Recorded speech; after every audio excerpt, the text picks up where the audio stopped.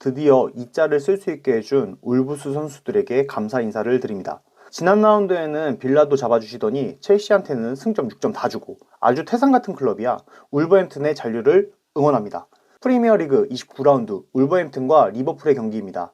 도파민 개 터지는 경기였는데 후반만 보셔도 충분합니다.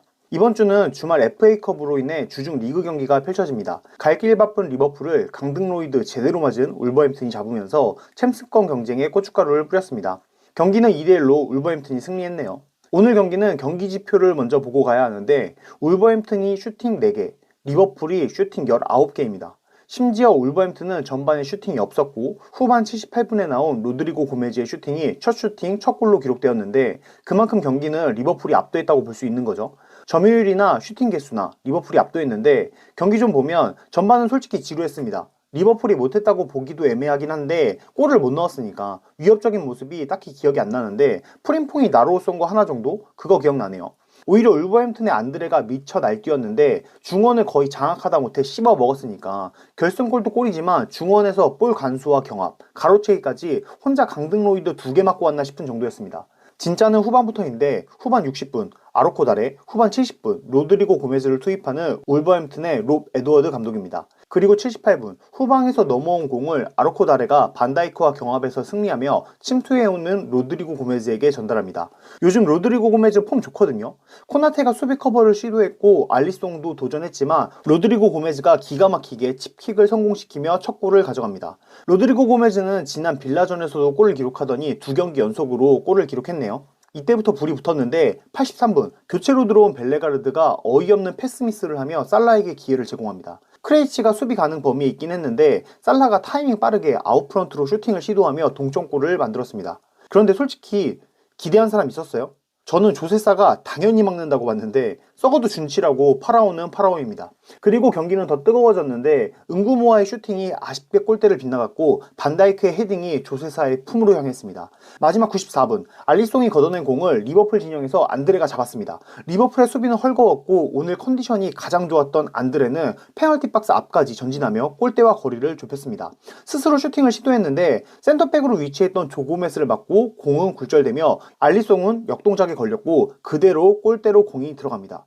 리버풀 이야기를 간단히 해보면 글쎄요, 방구석 전문가로서 이번 시즌 리버풀 파해법이 나왔습니다. 단 비르츠가 없다는 전제하에서요. 지난 27라운드 노팅엄전에 리버풀은 갑작스러운 비르츠의 부상으로 커티스 존스, 메갈리스터, 흐르반베르로 중원을 구성했습니다. 노팅엄은 앤더슨, 쌍가레, 깁스 화이트로 대응했고요. 물론 경기는 리버풀이 승리했지만 리버풀은 커티스 존스의 활약이 매우 안 좋았고 풀백으로 나온 소보슬라이를 중원으로 올려 대응하면서 간신히 점유율을 늘렸습니다.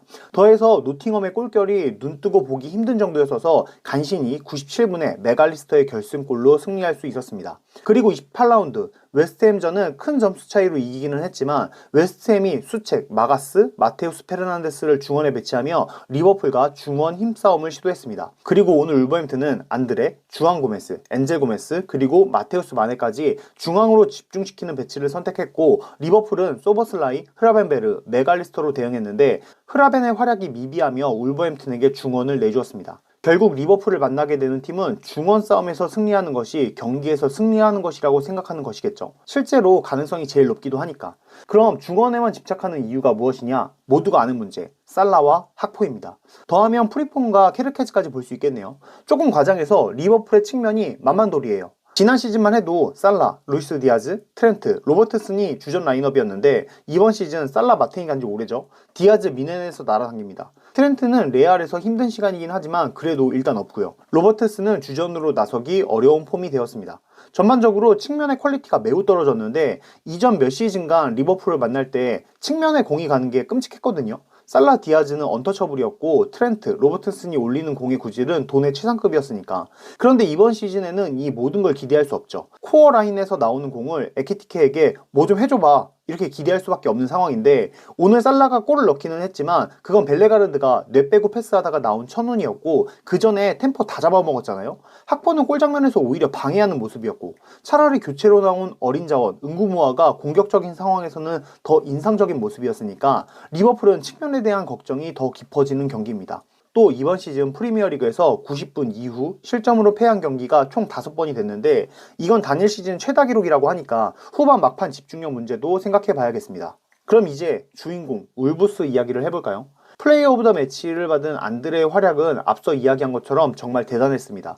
리버풀의 중원을 상대로 압도하는 모습을 보여주었는데 그가 왜 맨유와 링크가 종종 나는지 빅클럽의 스카우팅 안에서 항상 자리를 차지하는지 보여주는 경기였습니다. 일단 볼 키핑이 너무 안정적이었고 전진성도 보여주었습니다. 중요 순간에 키패스도 괜찮았는데 동료들과 호흡이 안 맞아서 패스가 이어지지 않는 순간도 있었지만 그가 선택한 판단은 대부분 창의적이었습니다. 호흡을 맞춘 주안 고메스도 대단한 활약과 활동량을 보여주었는데 경합 상황에서는 어디서나 나타나는 부지런함을 보여주었네요. 그리고 약간 둘이 닮아서 누가 고메스고 누가 안드레인지 헷갈리고 심지어 엔젤 고메스까지 나와서 연신 팀에도 없는 안드레 고메스를 찾게 되었는데 여하튼 중앙에서 활약이 좋았습니다. 그럼 이어서 울버햄튼의 남은 경기를 좀 볼까요? 울브스는 사실상 강등이라고 보기는 하는데 울브스는 31라운드 수년 경기를 이미 치렀고 아스날 경기였죠. 2대2로 아스날 발목 잡은 경기요. 고춧가루 팍팍 뿌려주는 갓 에드워즈 성님입니다. 여하튼 남은 경기는 8경기인데 여기서 다 승리한다고 하면 승점 24점을 획득하면서 승점 40점이 되는데 잔류 순위와 2경기 더한 상황에서 11점 차이니까 혹시 하는 마음이 생기는 거죠. 그리고 남은 경기가 좀 좋아. 안 그래? 아니 되게 좋아.